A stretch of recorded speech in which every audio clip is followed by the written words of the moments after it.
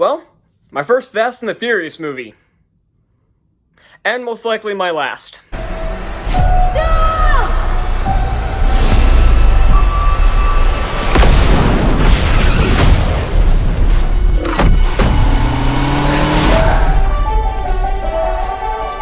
Fast X is the 10th installment in this long-running franchise.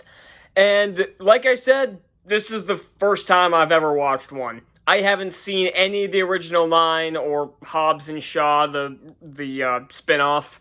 So I don't know much about this franchise, but honestly, the reason I went and saw this was because critics weren't liking it and audiences were. So every other time that's happened this year, I've ended up liking the movie. So I figured it would... like I said with my Sisu review, that I'm trying to get all the non-woke movies out of the way before Little Mermaid. This one was a mistake. Because, and yeah, I know I don't like agreeing with critics' scores, I hate it, but this is similar to Black Adam. In which case, I don't understand what the audiences are seeing in this garbage heap. So, let's get right into this. Like I said, I haven't seen any of the original 9, but I've heard that most of them are good. I heard that they get better as they go along. Like, I've heard, like, the first few are not very good. And I think they got good around Fast 5. Is what I've heard, but again, I've never seen a single one of these movies, because I've never had any interest in this franchise. And it turns out I still don't have any interest in this franchise. So, I'm barely gonna talk about the story to this movie, because there's barely a story. This is just a revenge plot for Jason Momoa's character. His dad was killed by Dominic, and now he wants revenge.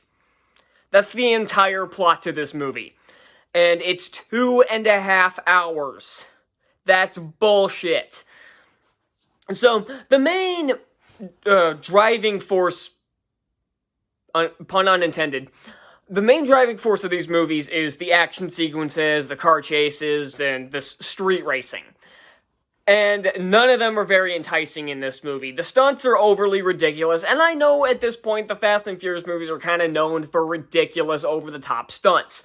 But there's a point where the realm of plausibility is not just stretched, it's stretched so far, it's just completely broken in half. None of the stunts make sense in this movie, including there's like a really long action sequence where they're trying to like get rid of this big-ass bomb in the middle of Rome.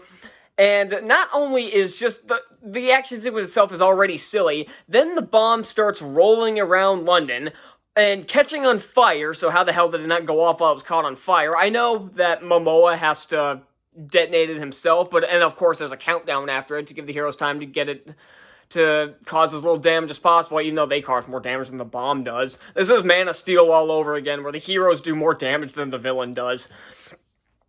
And then Dom starts basically playing... I saw someone compare this scene to a game of Rocket League, and as someone who's played Rocket League... yeah, this entire action sequence is ridiculous, and the way he gets the bomb in the water is just straight up preposterous.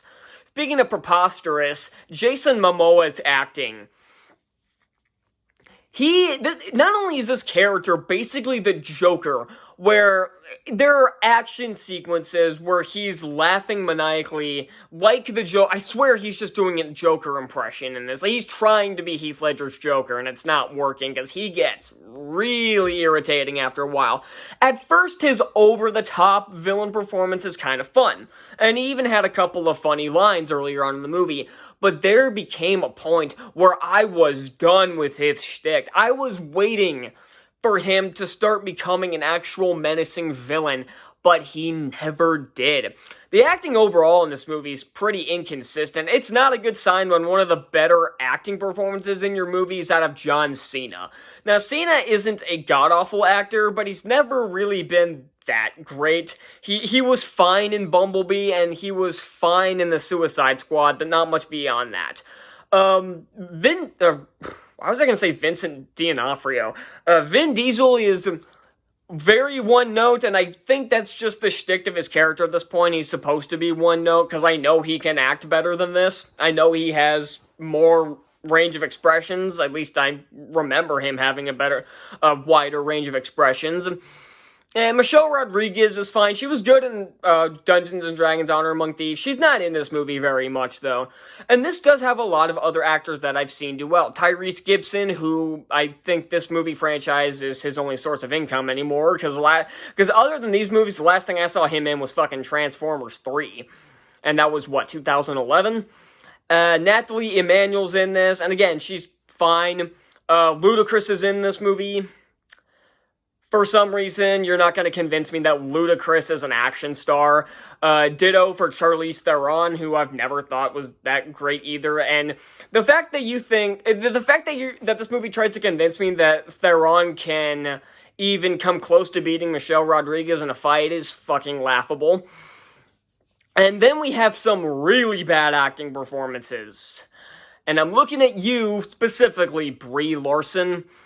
Now, I remember when I did my review of the Marvels trailer a couple weeks ago, where I said she's not the worst actress on the planet. She's trying her damnedest to prove me wrong. Because she has no range of emotions or expressions. They tease killing her off, and they don't do it, which made me sad. They actually do kill off John Cena in a really stupid fashion. And we get some cameos at the end of the movie setting up the next movie, because this movie ends on a cliffhanger. And I don't mean that there's like the villain gets away and then there's an "I'll get you next time" gadget, or an Avengers Age of Ultron moment where Thanos goes, "Fine, I'll do it myself," or some bullshit like that. They literally, the villain, I think he shoots some missiles at the heroes or something like that. I don't really remember, because I wanted this movie to be over. I think I was zoned out at that point, where Dom and his son are kind of standing there after basically blowing up a dam, and it cuts away, then cuts back to Antarctica, where Rodriguez and Theron were held, and then Gal Gadot shows up, and who's essentially DC's version of Brie Larson, so that didn't help. And then there was a mid-credits scene, because every action movie has a mid-credits scene in this day and age. And it has The Rock, who I don't think was in the last few. I think the last one he was in was Hobbs and Shaw. I don't know shit about this franchise, so that, with this assumption, I'm just spitballing. But that is absolute proof that Black Adam didn't work out for him, because he was like, "Oh shit, my DC, my potential DC tenure failed. Now I gotta jump back to Fast and Furious." And if you're wondering why the screen is kind of dimming and everything, I've got my laptop behind the camera and that's on, and I'm tracking something, so that's why the lighting keeps kind of changing every once in a while, if you were wondering. Again, the action I mentioned the action sequences, and they're pretty dumb. Then they had a cat fight between Michelle Rodriguez and Theron, and it was pretty laughably bad. And this movie seems to have ditched every single Fast and Furious, route. I keep making all these puns that are completely unintentional, because the original ones, I'm pretty sure the first 4 or something were about street racing. They do force in a street race in this movie, but again, it's forced and it doesn't last very long, and ultimately it doesn't amount to much, because it's mostly forgotten about by the end of the movie.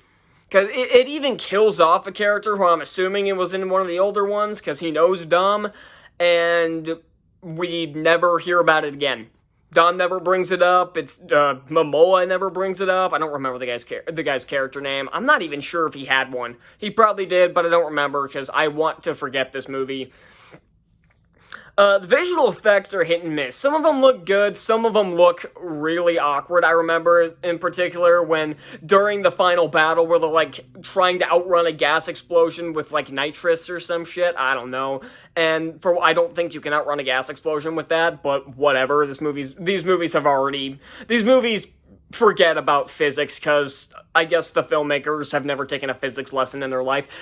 Speaking of that, I'll get back to that in just a second, but I want to say, because when they're driving away from the explosion, the green screen behind them is pretty awful. And speaking of the directors not knowing how science works, they apparently don't know what hacking is, because they think They think you can just push a couple buttons and you can hack whatever the fuck you want.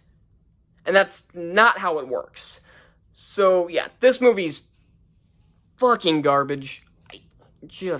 Sorry about that. I needed to take a minute because I think this movie broke me. After listening to the Little Mermaid, having to suffer through the Little Mermaid soundtrack yesterday, and then this, man. So, is there anything else to talk about with this movie? There's not much to talk about with the music score. I like talking about the music score with most movies, but there's not much here. One thing I will say is that this movie takes some not-so-subtle shots at Christianity, and that's definitely something I did not care for. And again, just the action sequences. I know people complain that there was too much action in these movies. My problem isn't that there was too much action. The problem was I just got burnt out on the action at a certain point because it was all the same. None of the action sequences, had anything unique to them. And I'd probably feel even more strongly about that had I seen the other movies. So, yeah, this movie is just bad. This is a flaming 10-car pileup piece of garbage. I thought this was just terrible. And since I'm gonna have to see The Little Mermaid in a few days, I need to see something good in between this and Little Mermaid. So I'm giving this a D. I did not like this. If you liked it, fine, but oh man, this was a flaming car crash. So that's all I got, and I will see you all next time. Bye.